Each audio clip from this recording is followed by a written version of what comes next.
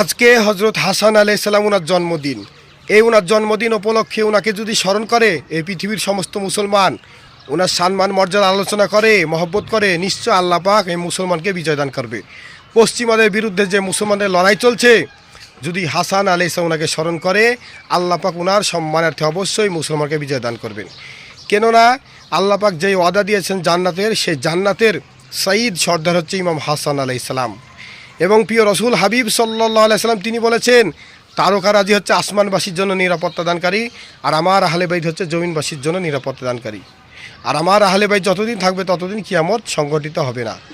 সে হাসান আলাইহিস সালাম তিনি আহলে বাইত ওনাদের দ্বিতীয় ইমাম এবং আদরের প্রিয় রসুল হাবিব সাল্লাল্লাহু আলাইহি ওনার আদরের নাতি ফাতেমাতুজ জাহরা আলাইহিস সালাম এবং হযরত আলী আলাইহিস সালাম ওনাদের আওলাদ ছেলে।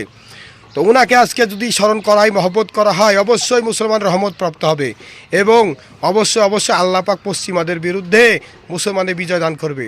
অবশ্যই আজকে সবাই বেশি বেশি হযরত হাসান আলাইহিস সালামকে স্মরণ করুন, ওনার জীবনী মোবারক আলোচনা করুন। অবশ্যই আল্লাহ পাক তিনি মুসলমানের বিজয় দান করবে। আমিন।